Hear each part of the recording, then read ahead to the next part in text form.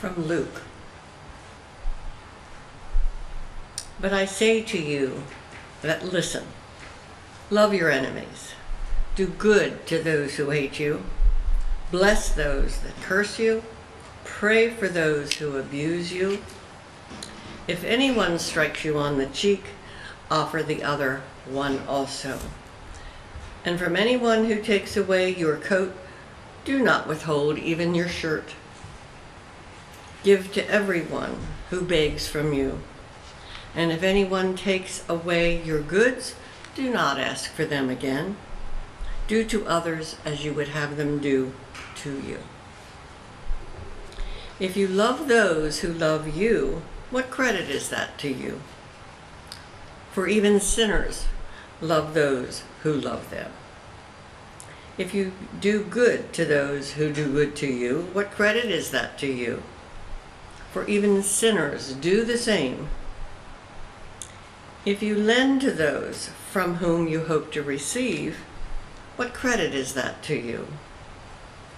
Even sinners lend to sinners to receive as much gain.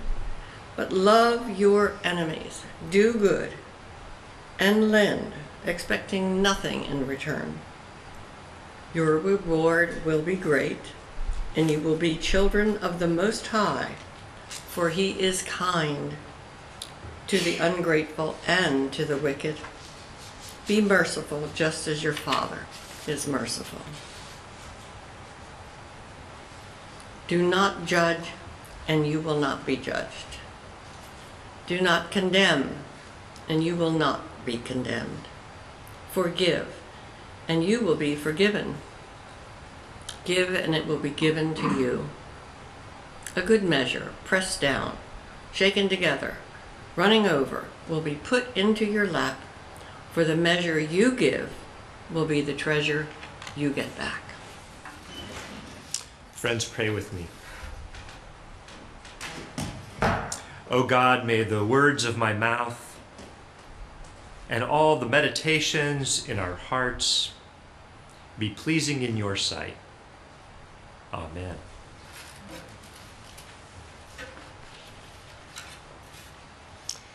I lean towards being a peacemaker. Some might even say I'm a bit of a people pleaser, and yet I have managed to make enemies. Sometimes through a careless word spoken out of place. Other times by standing on principle and I wouldn't have changed a thing. I once wrote an editorial defending the rights of women to make their own reproductive health choices, and you should have seen the hate mail. I was a demon spawned straight from the pit of hell.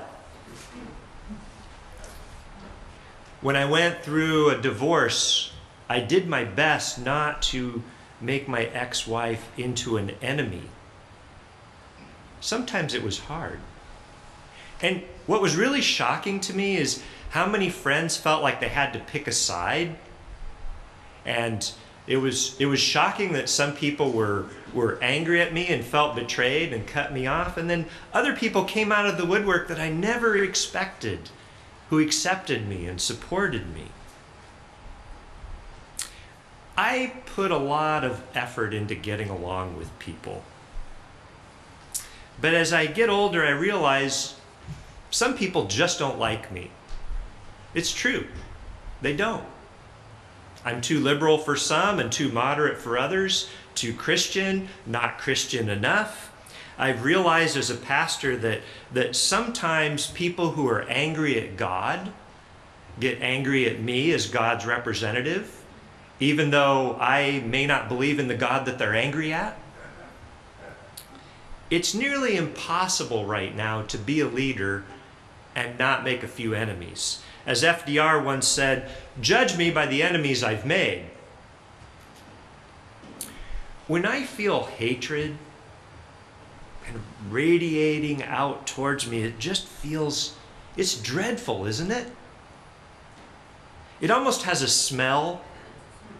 Hatred, it's like a gas leak, and that rotten egg smell, and you just sort of want to hold your breath and not let any of it in, and you're walking through, and it's like I don't want to ignite the air around me.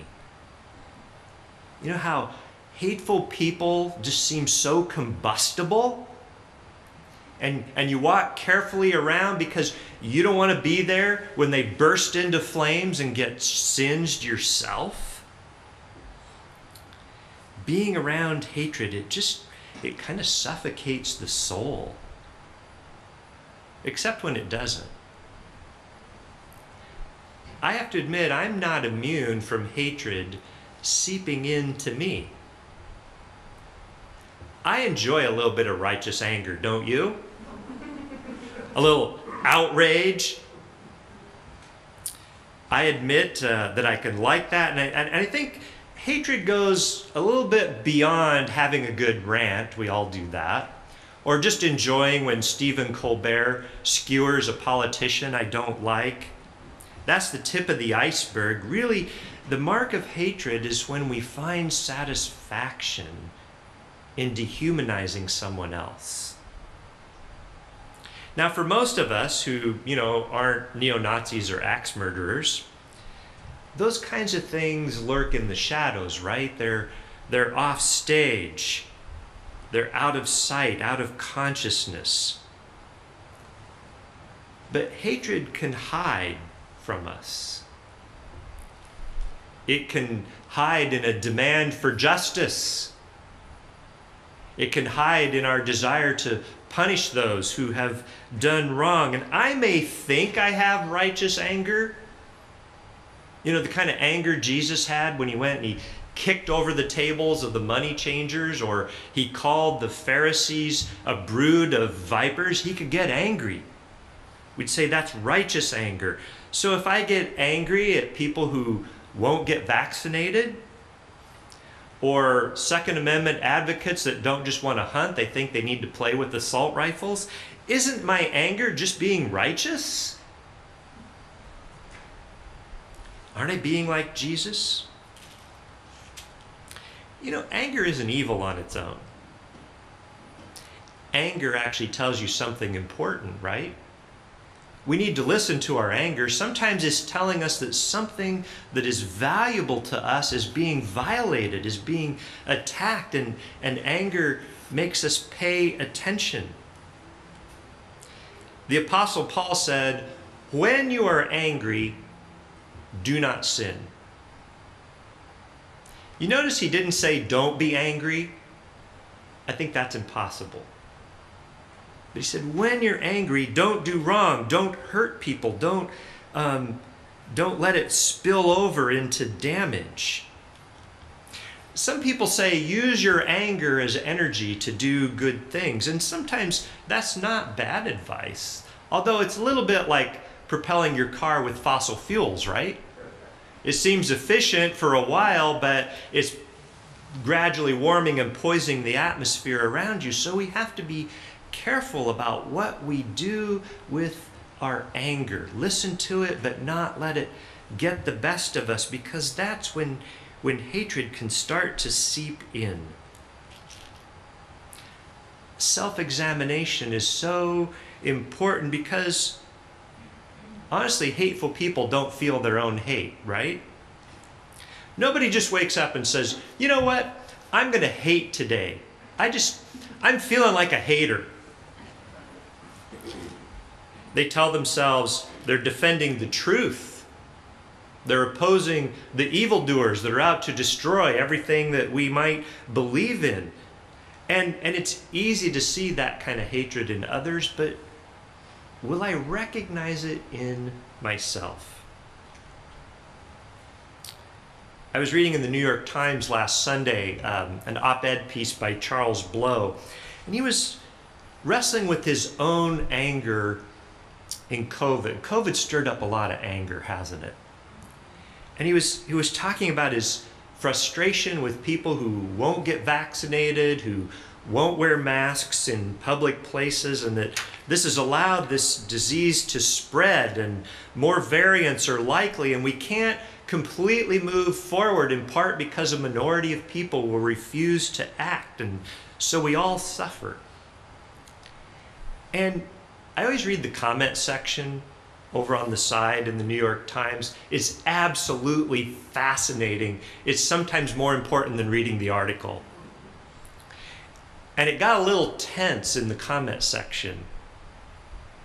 In part, healthcare professionals were telling some of the stories of anguish at what they were going through. That after so many months, that sense of futility as they tend to the dying, and sometimes feel, quite frankly, angry with the living. A nursing home administrator expressed her grief that 40% of her nursing home patients died despite their best efforts to control COVID. And so a few people started picking up on this and saying, you know, we shouldn't treat unvaccinated people anymore.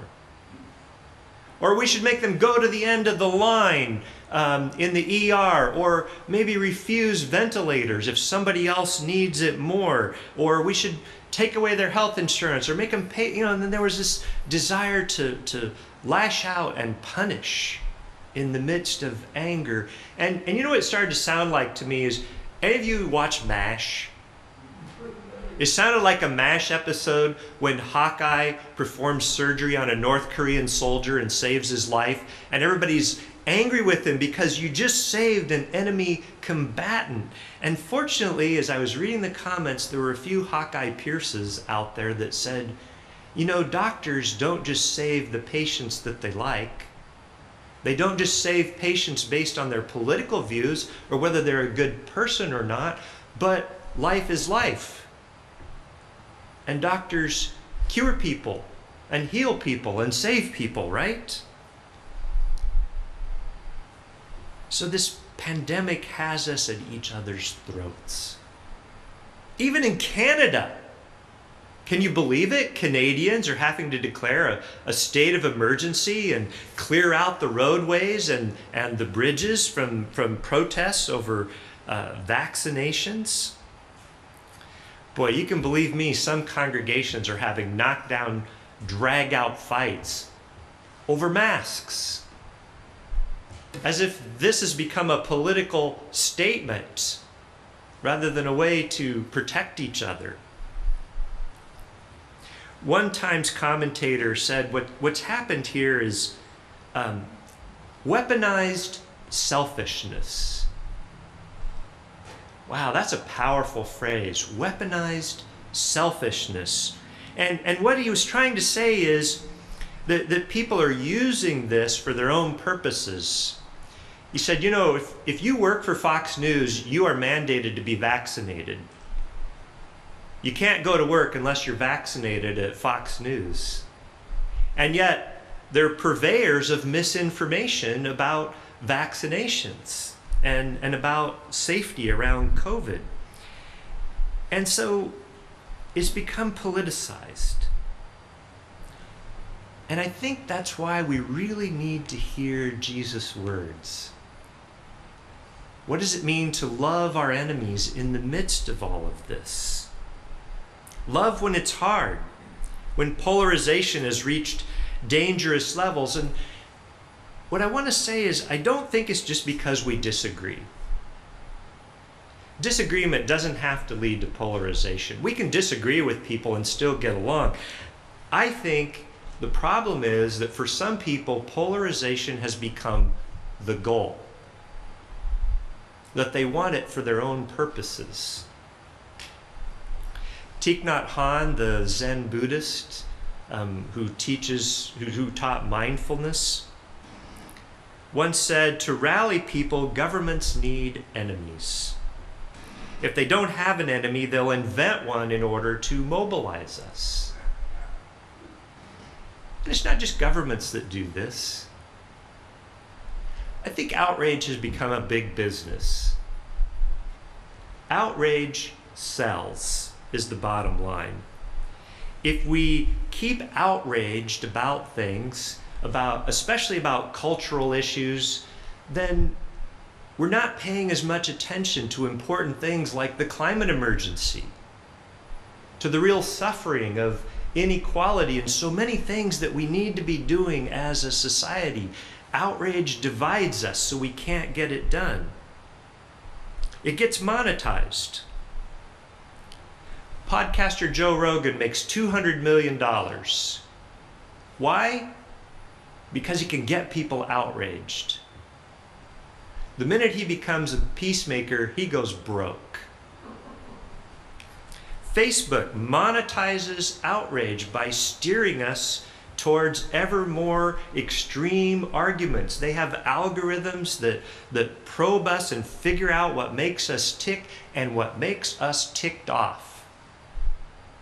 You think they make billions of dollars because we like kittens? No, it's because we get outraged. It's profit off our outrage. So that's why we have to pay attention, to de-escalate, to hear what Jesus has to say when he says, love your enemies. Bring it down a notch. Now, as I read this whole passage, at first, doesn't it sound kind of impractical? Turn the other cheek? Give to those who take from you? That's tough. There's a few religious groups like the Mennonites who practice pacifism, who take this very literally. We certainly honor Gandhi and Martin Luther King, who took a program of nonviolent action as a means of social change. But honestly, I think most Christians just kind of skip this part of the Bible because it's too impractical. We're not going to do that. I found it one of the most important and hardest things that I've wrestled with as a Christian. It's part of what frustrates me with Jesus, and it's part of me that loves Jesus because it challenges me. You know, I grew up in the shadow of the Vietnam War, and I had registered as a conscientious objector. And so this struggle over what to do, how do I live the nonviolent and generous love of Jesus? And yet at the same time, I don't want to enable oppression or injustice. I wish Jesus had said a lot more about this. I wish he'd said more that would guide us when we face issues like violence against women, or how to handle these tough issues of addiction and how it impacts our families, and situation where it seems like misplaced forgiveness can actually create more suffering. How do we deal with that? So I looked up all the passages in the Bible that talk about forgiving our enemies. And where do you think most of them were? New Testament or Old Testament? New? Everybody agree? New Testament? Old Testament. Jesus only says it twice in the whole New Testament. It's the same sermon, just in different books. In the Old Testament, they were really concerned about enemies. Enemies that would overrun us and strike us down, will invade us and kill us. Multiple Psalms plead to God for protection from enemies. Sometimes even to smite our enemies. You know, smite's just a fancy religious word to kill the people we don't like, right? So Jesus wasn't speaking in a vacuum. There was a whole lots of teachings in the Old Testament about what to do about enemies. Interestingly enough, a lot of it comes from Leviticus. How many of you read Leviticus last night before you went to bed? You might think Leviticus is a bunch of rules that we really don't pay attention to anymore, like don't eat shellfish. Like we're not doing that in Maine, right? Or don't wear clothes of mixed fibers. You know, take that, LL Bean. But in the midst of some of these commandments that don't seem very relevant, you shall not hate in your heart any of your kin. You shall reprove your neighbor, or you'll incur guilt yourself, but you shall not take vengeance or bear a grudge against any of your people, but you shall love your neighbor as yourself. Leviticus. right? Old Testament, there it is. Don't hate, don't bear a grudge, love your neighbor. You see, in the Old Testament, stopping the cycle of vengeance is a foundational moral issue. That people were concerned about the cycle of violence that happens when there's a blood feud, when it just, one person acts and the next person goes more extreme and it cycles and it's out of control. And so a lot of these teachings are, how do you stop this cycle of violence? Even an eye for an eye and a tooth for a tooth was to try to set limits on violence. It didn't work. That's why Gandhi said, an eye for an eye just makes the whole world blind. And so you can see why Jesus has to go to even more extreme measures to say, you've got to love your enemies. Here's just a few more interesting Old Testament passages. When you come upon your enemy's ox or donkey, and it's going astray, you shall bring it back. When you see the donkey of one who hates you that's lying under its burden, you must help set it free. In other words, you need to watch for an opportunity to do good and see what happens. Proverbs 24:17. Don't rejoice when your enemy falls. Don't let your heart be glad when they stumble. No schadenfreude, folks. Proverbs 25:21. If your enemy is hungry, give them something to eat. If your enemy is thirsty, give them something to drink. So here we are, even in the midst of the Old Testament, which is famous for all of the blood and violence and warfare and smiting, it encourages us to pull back from animosity. Because the cycle of violence gets out of control. It'll hurt all of us in the end. Take advantage of every chance for peace. Save the donkey. Guard your heart against a spirit of retribution and animosity so that it doesn't get in you. Don't be the gas leak, right? There's so much that's left unsaid in one sermon. So much to think about that's raised by this. And so I'm just going to leave you with, here's kind of my rule of thumb of how I deal with how do we love our enemies. And it's basically Micah 6:8. Do justice, love kindness, walk humbly with your God. And I think love of enemies has to take into account all three of those phrases. If we want to be a peacemaker and seek reconciliation and struggle with forgiveness, we've got to touch on all three of those.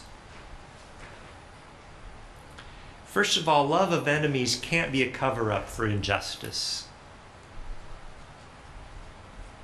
Don't expect people to forgive too soon without a process or without concern for their safety. We are people of justice. Do justice. But in doing so, as you work for justice, nurture kindness in your heart. Our pursuit of justice must not lead to us becoming like the enemy that we oppose, so that people can't tell the difference anymore. And walk humbly. Because occasionally, just occasionally, we might be wrong. And we might even learn something from even our enemy. Jesus didn't back off from speaking the truth. He called people out. But he more often called people in and invited them to what he called the kingdom of God, what Martin called the beloved community. He called them in. And he calls us in to be better than just loving people who like us. People who think the same as we do and find agreement with. Anyone can do that, right? It's not a stretch. What we're called to do is have the courage to lead with love.